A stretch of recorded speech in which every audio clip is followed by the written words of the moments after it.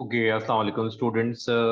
This is doctor Faizan Mirza और मैं इस वीडियो में कार्डियोवैस्कुलर सिस्टम में topic of the blood discuss करने जा रहा हूँ। कार्डियोवैस्कुलर सिस्टम के अंदर हम डिस्कस करते हैं हार्ट को, हम डिस्कस करते हैं वेसल्स को, हम डिस्कस करते हैं ब्लड को और हम डिस्कस करते हैं लिम्फ को। ये चार मेजर कंपोनेंट्स होते हैं हमारे पास कार्डियोवैस्कुलर सिस्टम के। So this is how the fluid जो भी हमारे पास बॉडी में है, which include your blood, which include your lymph, वो इन वेसल से होता हुआ हार्ट के थ्रू पूरी बॉडी में सर्कुलेट कर रहा होता है।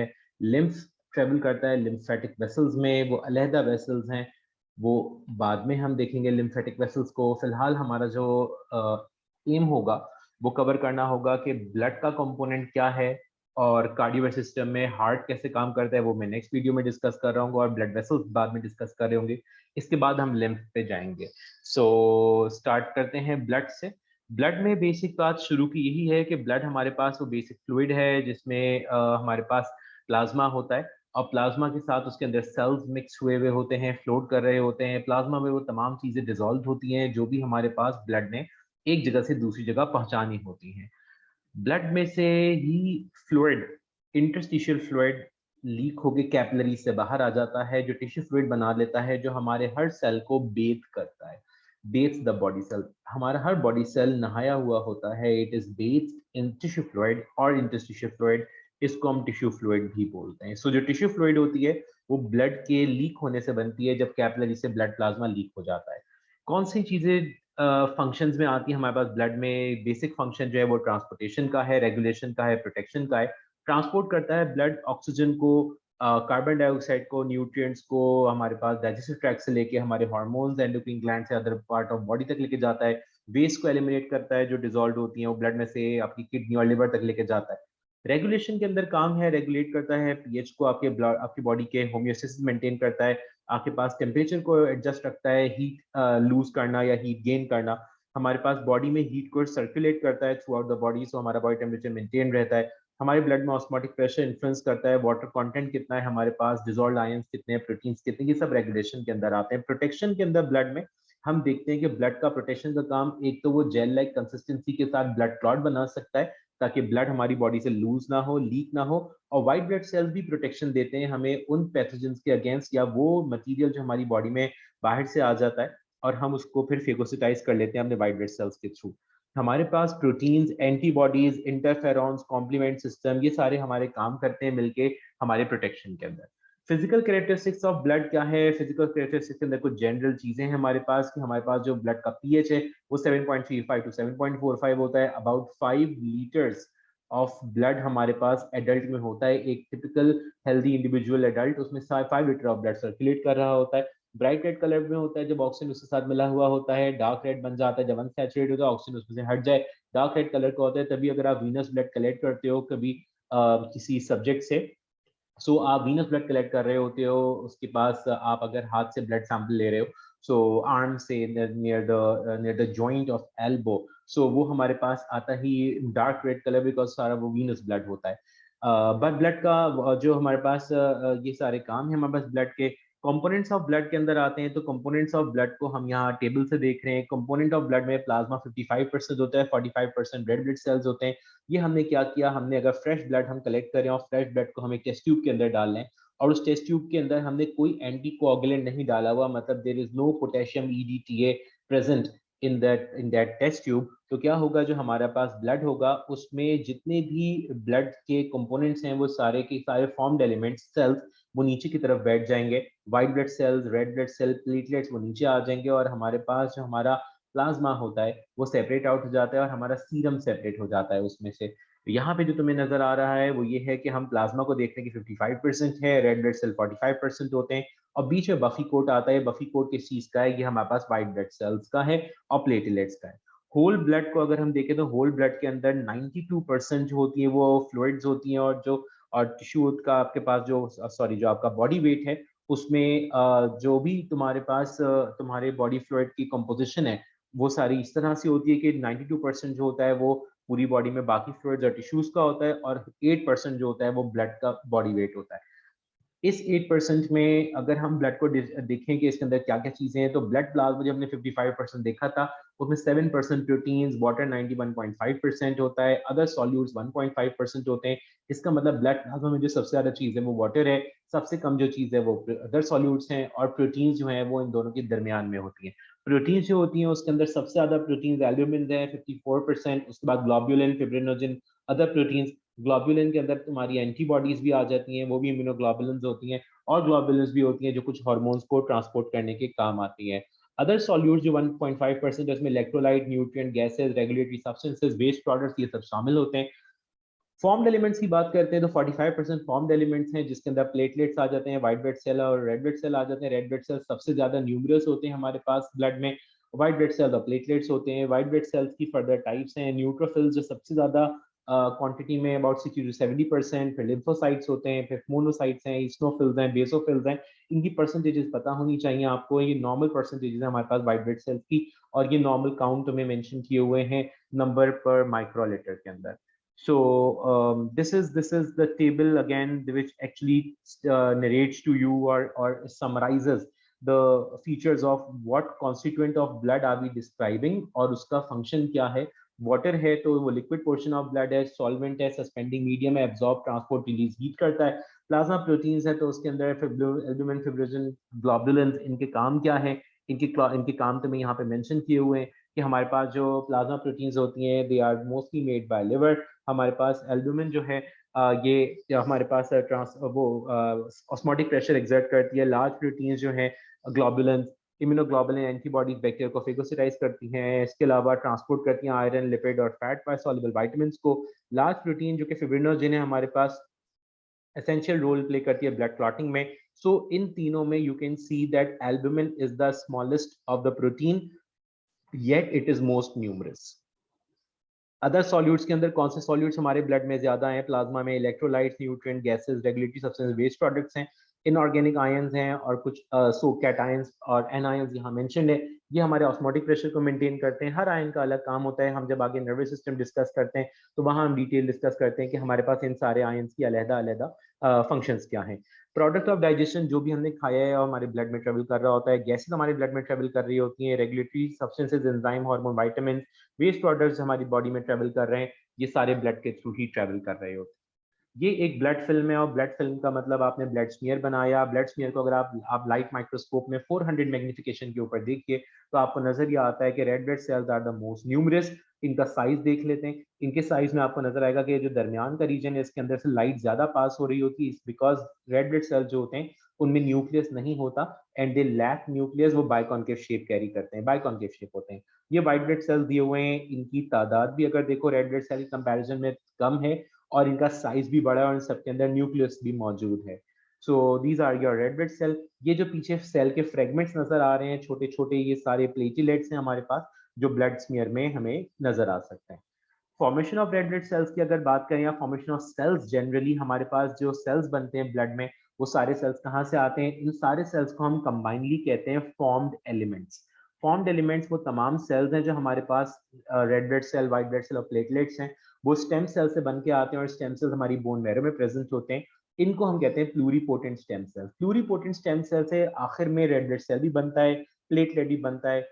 ये तीन तरह के ग्रैन्युलर ल्यूकोसाइट्स बनते हैं। ग्रैन्युलर ल्यूकोसाइट वो होता है, ल्यूकोसाइट व्हाइट ब्लड सेल को कहते हैं, जिनके अंदर ग्रैन्यूल्स होते हैं उनको हम ग्रैन्युलर ल्यूकोसाइट कहते हैं। और एक ग्रैन्युलर ल्यूकोसाइट वो है जिन ल्यूकोसाइट्स के अंदर ग्रैन्यूल्स एब्सेंट होते हैं।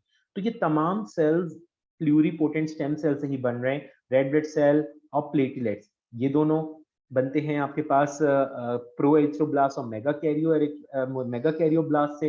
किस तरह से? माइलॉइड प्लूरिपोटेंट स्टेम सेल पहले माइलॉइड स्टेम सेल के अंदर डिफरेंशिएट करता है। Myeloid stem cell then further divides to form the cells, और ये सेल्स क्या होते हैं? माइलॉइड स्टेम सेल से प्रो एरिथ्रोब्लास्ट बनेगा, उसी से मेगा कैरियोब्लास्ट बनेगा।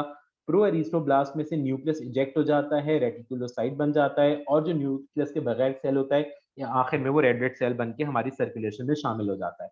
मेगा कैरियोब्लास्ट जो होता है वो मेगा कैरियोसाइट एक बहुत बड़ा सेल बनता है। फिर ये सेल आगे जाके फ्रेगमेंट हो जाता है, फ्रेगमेंट होकर छोटे फ्रेगमेंट्स बन जाते हैं जिनको हम प्लेटलेट्स कहते हैं। माइलॉइड स्टेम सेल से मास्ट सेल भी बनता है जो इन्फ्लेमेशन में काम आता है। ये हमारा टिश्यूज में प्रेजेंट होता है, हमारी ब्लड वेसल्स और उसके सराउंडिंग टिश्यूज में। और इस ये डायरेक्टली ब्लड का सेल नहीं है। इसके अलावा हमारे पास माइलॉइड स्टेम सेल से ही फर्दर कॉलोनी फॉर्मिंग यूनिट, जहां CFU लिखा होता है that's colony forming unit. Colony forming unit अगर हम GM देखते हैं, ग्रेनुलर मैक्रोफेजेस, उसके अंदर ईसनोफिलिक माइलोब्लास्ट, बेसोफिलिक माइलोब्लास्ट और माइलोब्लास्ट और मोनोब्लास्ट बनते हैं, जो चारों इवेंचुअली डिफरेंशिएट करके स्पेशलाइज सेल्स बना सकते हैं, ईसनोफिल, बेसोफिल, न्यूट्रोफिल और मोनोसाइट। मोनोसाइट फर्दर मैक्रोफेज में भी कन्वर्ट हो सकता है, मोनोसाइट हमारे ब्लड में ट्रेवल करता है, और अगर वो टिश्यू के अंदर चला जाए और टिश्यू का पार्ट बन जाए तो हम उसको मैक्रोफेज कहते हैं। इसी प्लूरिपोटेंट स्टेम सेल में जब माइलॉइड स्टेम सेल में डिवीजन हुआ था, तो ये pluripotent stem cell lymphoid stem cell भी बना सकता था। लिम्फोइड स्टेम सेल मैच्योर होके फर्दर डिवाइड होता है to form T lymphoblast, B lymphoblast and NK lymphoblast.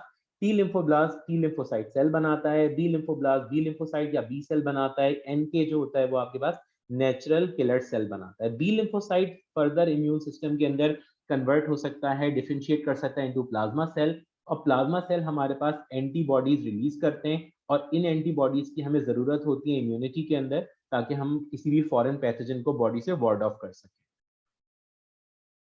Red blood cell की बेसिक एनाटॉमी के ऊपर अगर आए तो 8 माइक्रोमीटर डायमीटर होता है हमारे पास रेड ब्लड सेल का, और रेड ब्लड सेल जब एक कैपिलरी से गुजरता है, कैपिलरी का डायमीटर 7 माइक्रोमीटर होता है। सो रेड ब्लड सेल्स बिल्कुल इस तरह से कैपिलरी से गुजर रहे होते हैं कि वो दोनों तरफ से कैपिलरी को टच कर रहा होता है, इससे क्विकर एक्सचेंज हो जाता है ऑक्सीजन और गैसेस का उस रेड ब्लड सेल के थ्रू। जैसे भी थोड़ी देर पहले बात हुई थी, न्यूक्लियस नहीं होता, तो अगर हम उसका सेक्शन व्यू देखें तो हमें बाइकॉन्केव डिस्क नजर आती है। बाइकॉन्केव डिस्क में रेड ब्लड सेल का शेप आप देख सकते हो। ये पॉलीपेप्टाइड हमारे पास हीमोग्लोबिन प्रेजेंट होती है।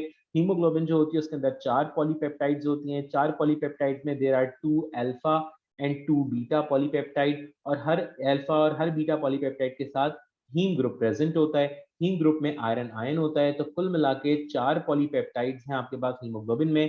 हर पॉलीपेप्टाइड के पास अपना हीम ग्रुप प्रेजेंट है, और हर हीम ग्रुप के अंदर एक आयरन आयन है।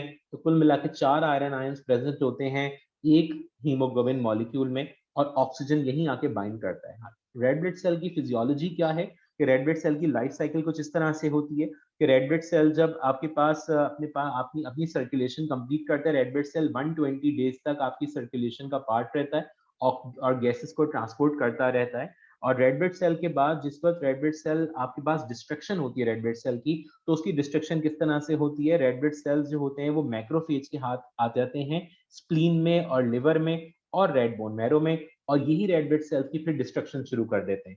ये होगा after 120 days when the red blood cell have completed their life span. ये नॉर्मल सर्कमस्टेंसेस में रेड ब्लड सेल जो होता है, ये तुम्हें स्टेप वाइज बताया हुआ है किस किस में ब्रेक हो रहा है। रेड ब्लड सेल ब्रेक हो जाएगा और इसकी डिस्ट्रक्शन से हमें ग्लोबिन और हीम मिल जाएगा। ये हीमोग्लोबिन का ब्रेक डाउन प्रोडक्ट है। हीम और ग्लोबिन पार्ट अलग हो जाएंगे। जो ग्लोबिन वाला पार्ट है, ये प्रोटीन वाला पार्ट था, इसको ब्रेक करके आप अमाइनो एसिड्स बना लेते हो, और इन अमाइनो एसिड को आप रीयूज कर सकते हो नई प्रोटीन्स को बाद में सिंथेसाइज करने के लिए। इन्हीं प्रोटीन्स और अमाइनो एसिड्स के साथ आयरन आयन हीम ग्रुप के साथ अलग हो जाता है। ग्लोबिन से अमाइनो एसिड अलग हुए और हीम ग्रुप में से आयरन आयन अलग हो गया।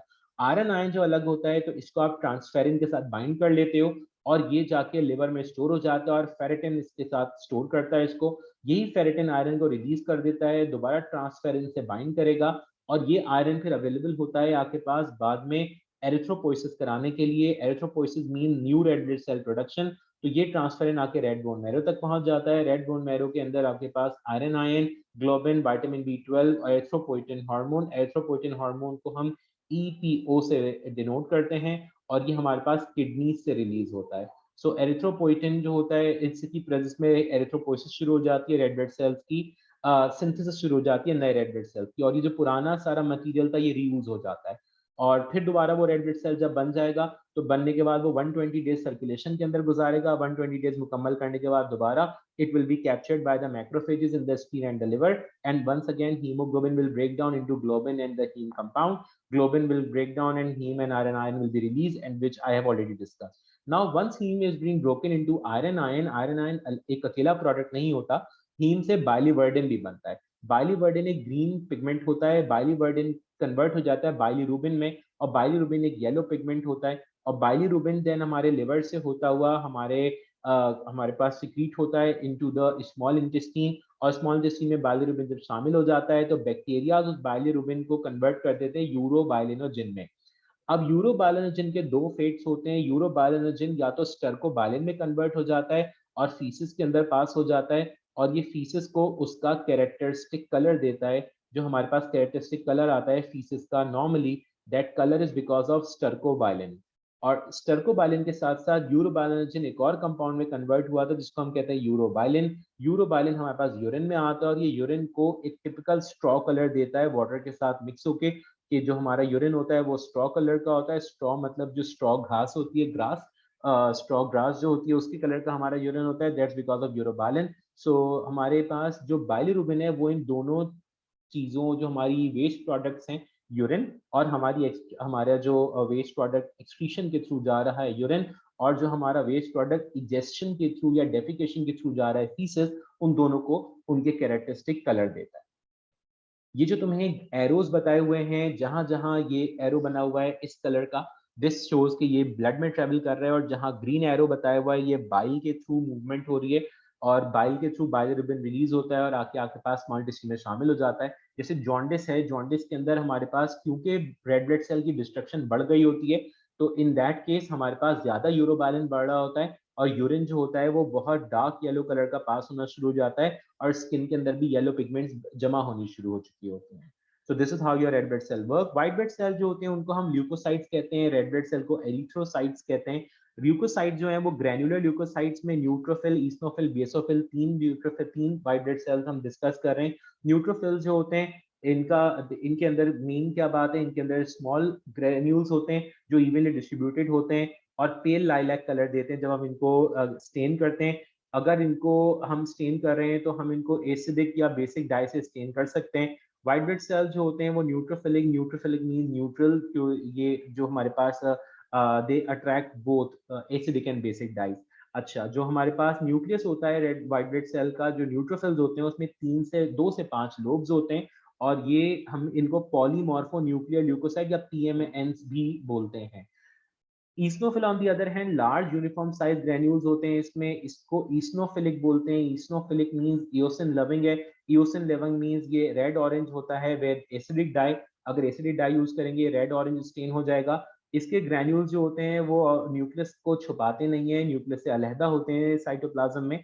और इसके जो न्यूक्लियस होता है ईस्नोफिल का वो मोस्टली 2 लोब्स का होता है, और उनके बीच में एक thin strand thick strand nuclear material को कनेक्ट कर रहा होता है। बेसोफिल जो होता है वो राउंड सेल है, वेरिएबल साइज ग्रैन्यूल्स होते हैं, बेसोफिलिक ग्रैन्यूल्स हैं, बेसिक क्लविंग है, स्टेन होते हैं ब्लू पर्पल, और ये स्टेन होते हैं विद द बेसिक डाइज, और ये नॉर्मली ऑब्सक्योर करते हैं न्यूक्लियस को, न्यूक्लियस के सामने प्रेजेंट होते हैं, इसकी ग्रैन्यूलर सराउंडिंग में भी होते हैं, और इसके न्यूक्लियस से भी 2 ही लोब होते हैं। तो ईस्नोफिल बेसोफिल के जो डिफरेंसेस हैं और जो कॉमन पॉइंट्स हैं वो पता होने चाहिए कि how we can differentiate between them. ये न्यूट्रोफिल है, न्यूट्रोफिल को देख लो, इसके अंदर ग्रैन्यूल्स नजर आ रहे हैं, ये लोब न्यूक्लियस नजर आ रहे हैं, मल्टी लोब न्यूक्लियस है। ईस्नोफिल है, इसमें ग्रैन्यूल्स जो हैं वो साइड में प्रेजेंट है, न्यूक्लियस के ऊपर कोई ग्रैन्यूल नहीं है। This is the nucleus and this is the entire cell.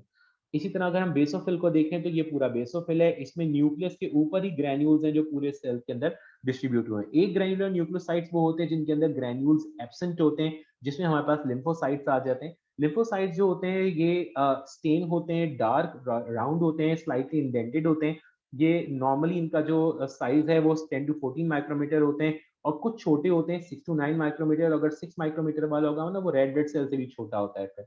अच्छा, जो लार्ज लिम्फोसाइट्स हैं वो अनक्लियर होते हैं, उनके अंदर बहुत ज्यादा लिम्फोसाइट्स डायग्नोस्टिक सिग्निफिकेंस क्यों रखते हैं, बिकॉज इनकी जो सिग्निफिकेंस है वो वायरल इन्फेक्शन के अंदर होते हैं, अभी आगे थोड़ी देर में देखते हैं, या इम्यूनोडेफिशिएंसी डिजीज में। मोनोसाइट्स क्या करते हैं हमारे पास, मोनोसाइट्स जो होते हैं ये किडनी शेप न्यूक्लियस रखते हैं, या हॉर्स शू शेप न्यूक्लियस होता है। इनका साइटोप्लाज्म ब्लू ग्रे कलर का होता है, फोमी अपीयरेंस होती है इनके साइटोप्लाज्म में।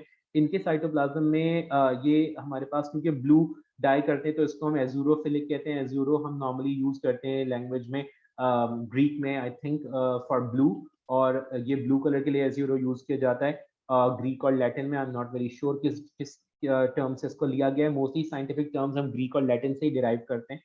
तो इसमें अच्छा, ब्लड स्मीयर जो आप बना रहे हो उसमें आपको मोनोसाइट नजर आते हैं। थोड़ी देर पहले मैं यही डिस्कस कर रहा था, मोनोसाइट जो होते हैं, if they migrate out of the blood vessel and they go into the tissues, they become macrophages. और कुछ मैक्रोफेजेस ऐसे होते हैं जो फिक्स मैक्रोफेजेस होते हैं, they become permanent part of your tissues. Some of them are wandering macrophages, which means they will go to the tissues and they will come back once the infection और inflammation is reverted back to normal. White blood cells जो होते हैं, उनके ऊपर proteins होती हैं जिनको हम कहते हैं major histocompatibility complex, MHC antigen. और ये एमएचसी एंटीजन इनकी प्लाज्मा मेम्ब्रेन से निकल के एक्स्ट्रा सेलुलर फ्लूइड के साथ कांटेक्ट कर रहा होता है, और ये सेल आइडेंटिटी मार्कर्स होता है यूनिक फॉर ईच सेल। ठीक है जी। ये हमारे हमने चीजें कुछ देखी थी रेड ब्लड सेल और व्हाइट ब्लड सेल के। रेड ब्लड सेल्स के पास एंटीजन जरूर होते हैं, जो एबीओ एंटीजन अभी हम देखेंगे, आरएच एंटीजन आगे देखेंगे ब्लड ग्रुपिंग का, मगर रेड ब्लड सेल पे एमएचसी एंटीजन नहीं होता। ये लिम्फोसाइट और मोनोसाइट नजर आ रहे हैं। लिम्फोसाइट को देख सकते हो कि बाकी सारे सेल व्हाइट ब्लड सेल्स के अंदर लिम्फोसाइट सबसे छोटा सेल है, और लिम्फोसाइट्स के अंदर कोई ग्रैन्यूल्स नहीं है। इसी तरह मोनोसाइट में भी कोई ग्रैन्यूल नहीं है। ये वो किडनी शेप न्यूक्लियस है मोनोसाइट का, जो हमें नजर आ रहा है। लिम्फोसाइट जो सेल है ना, वो छोटा होता तो एक छोटा सेल है, but it's having a very large nucleus which is filling almost the whole of the cytoplasm of that cell. ये हमारे क्लिनिकल सिग्निफिकेंस मेंशन्ड है हमारे पास कि किस सेल की क्या क्लिनिकल सिग्निफिकेंस है। न्यूट्रोफिल अगर हाई काउंट हो, लो काउंट हो, क्या इंडिकेट करते हैं? अगर न्यूट्रोफिल रेज आते हैं, अगर आप अपना ब्लड सीपी कराते हो, आप blood CP blood complete picture, अगर ये आप टेस्ट करवा रहे हो अपना, तो आपको पता कैसे चलता है आपको बैक्टीरियल इन्फेक्शन है? अगर हाई काउंट आ जाए तो बैक्टीरियल इन्फेक्शन होता है न्यूट्रोफिल्स का। बर्न, स्ट्रेस, इन्फ्लेमेशन भी फैक्टर्स हैं जो न्यूट्रोफिल काउंट को बढ़ा देते हैं। लो काउंट आता है अगर, तो इसका मतलब आप रेडिएशन से एक्सपोज हो चुके हो, किसी ड्रग की टॉक्सिसिटी हो गई है, विटामिन बी 12 की डेफिशिएंसी हो गई है, या एक डिजीज है auto immune disease SLE, systemic lupus erythematosus, इसको एसएलई बोलते हैं। तो एसएलई है तो उस केस में भी न्यूट्रोफिल कम आते हैं। लिम्फोसाइट्स कब रेज जाते हैं? वायरल इन्फेक्शन और leukaemia. Leukaemia is blood cancer of white blood sales. Prolonged illness हो, इम्यूनोसप्रेशन हो, ट्रीटमेंट कॉर्टिसोल से किया जा रहा हो, तो लिम्फोसाइट्स की कंसंट्रेशन ब्लड में, क्वांटिटी नॉट कंसंट्रेशन, वो कम हो जाती है। मोनोसाइट्स बढ़ जाते हैं वायरल इन्फेक्शन में भी, फंगल इन्फेक्शन में भी। सो you can identify viral infection on the basis of raised lymphocyte as well as the raised monocytes. Although bacterial infection is actually seen, or you can say identified, by the presence of increased neutrophils.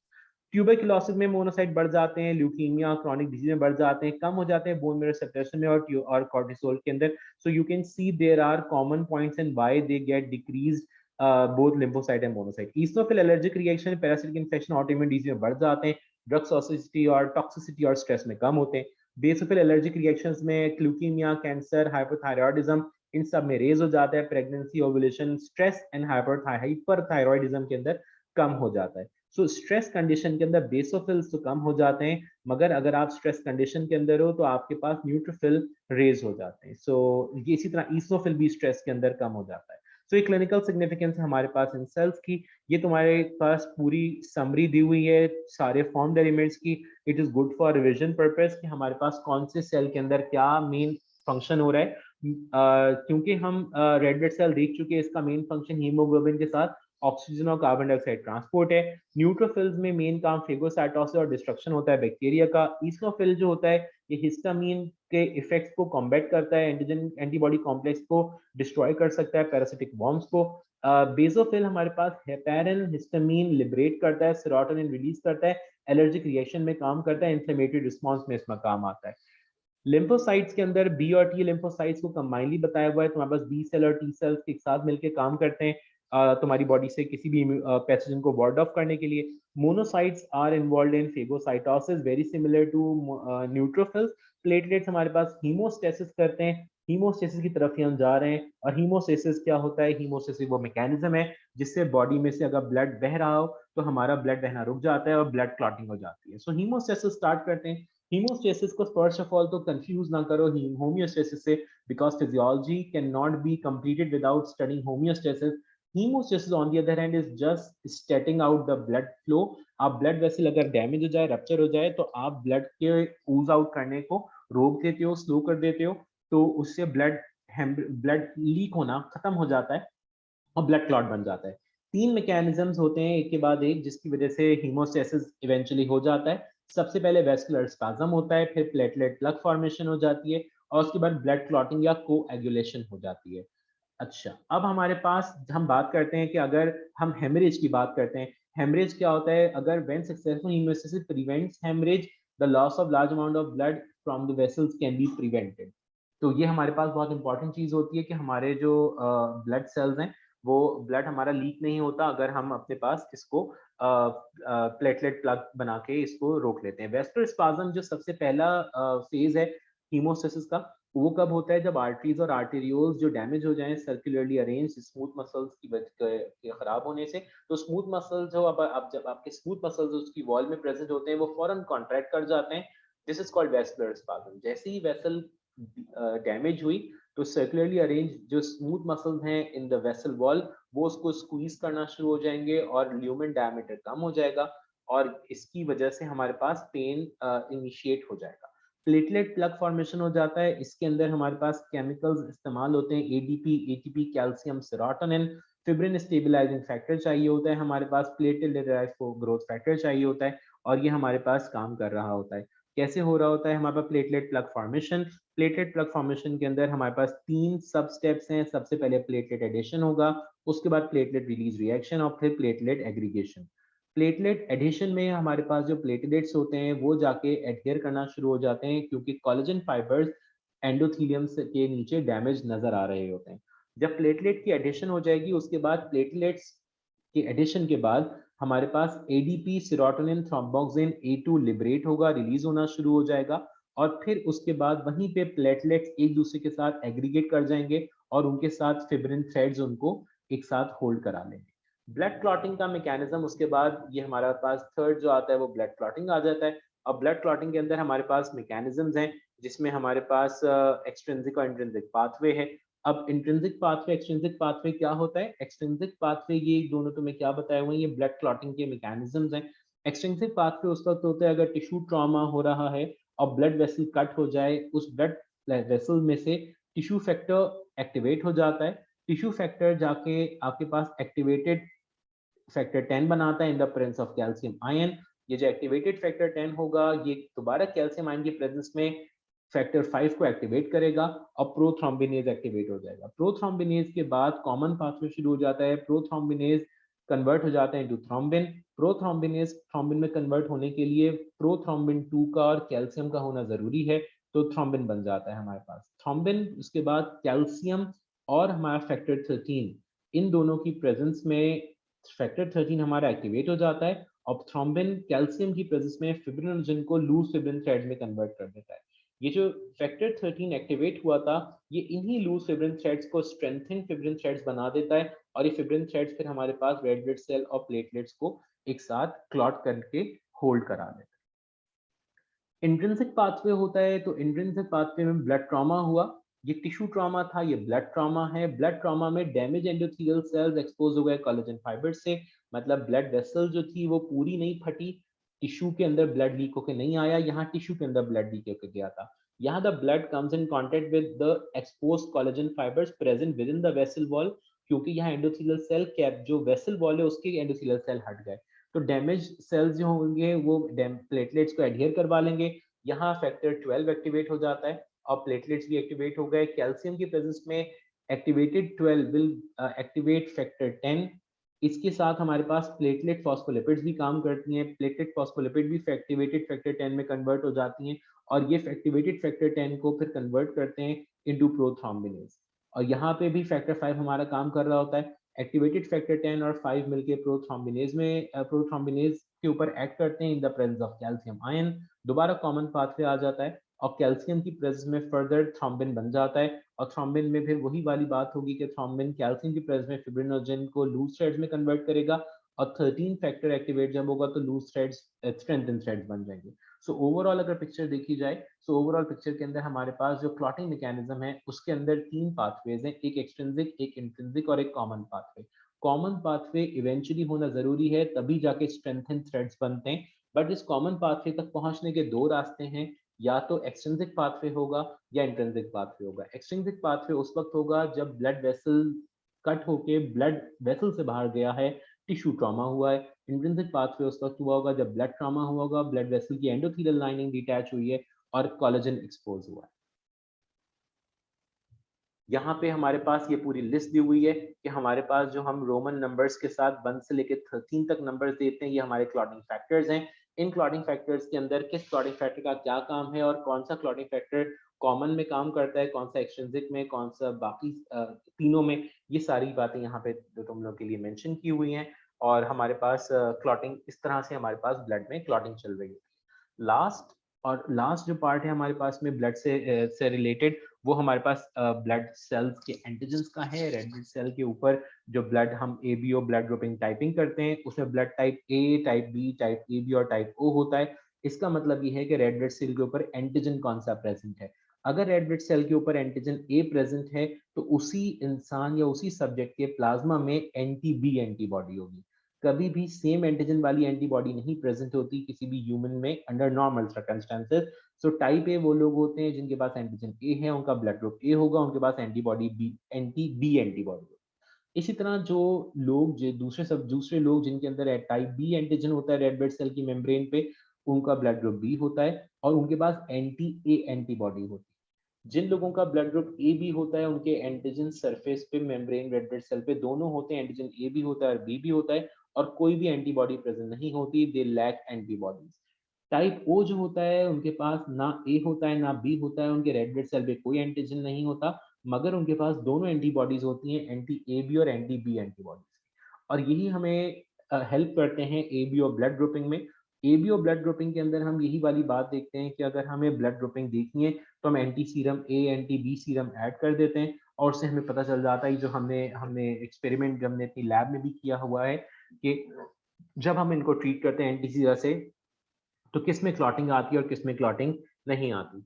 अगर हम अपने anti सीरा treat करें अपने blood को anti A serum के साथ, तो anti A serum और एंटी बी सीरम के साथ हमने इस ब्लड को ट्रीट किया, तो हमें यहाँ पे क्लम्प्स नजर आ गए, क्लस्टर्स बनने शुरू हो गए। इसकी वजह ये थी कि जो एंटी सीरम ए एंटीबॉडी प्रेजेंट था, उसने एंटीजन ए को डिटेक्ट कर लिया। क्योंकि रेड ब्लड एंटीजन ए प्रेजेंट है, इसका मतलब ब्लड टाइप ए है। दूसरी कंडीशन के अंदर हमारे पास एक और सब्जेक्ट था, इस सब्जेक्ट के अंदर हमने जब एंटी सीरम ए डाला तो कोई क्लॉटिंग नहीं हुई, इसका मतलब इसमें एंटीजन ए एब्सेंट है। मगर इसी के दूसरे एक्सपेरिमेंट में बी के अंदर क्लस्टर्स या क्लम्प्स बन गए, एग्लूटिनेशन हो गई, इसका मतलब antigen B is present here, तो ब्लड ग्रुप बी हो गया। एक तीसरे सब्जेक्ट के अंदर एंटीजन ए की भी डिटेक्शन हुई, एंटीजन बी की भी डिटेक्शन हुई, इसका मतलब इसका ब्लड ग्रुप ए है, ए बी है, इसमें ए और बी दोनों एंटीजन मौजूद है। ब्लड ग्रुप ओ वाला इंडिविजुअल वो होगा जो एंटीसीरा ए, एंटीसीरा बी दोनों की प्रेजेंस में कोई क्लस्टर्स, कोई क्लम्प्स शो नहीं कर रहा। क्यों? बिकॉज ये लैक करता है एंटीजन्स को। इसके पास कोई भी एंटीजन प्रेजेंट नहीं है, इसके पास एंटीजन ए भी लैकिंग है और एंटीजन बी भी लैकिंग है, तो दोनों लैकिंग होंगे, तो इसके पास antigen A, antigen B absence की वजह से ब्लड ग्रुप ओ हो जाएगा। So this is all the detail regarding blood that we had to cover. I hope you were able to follow that. That's it from my side. Thank you so much.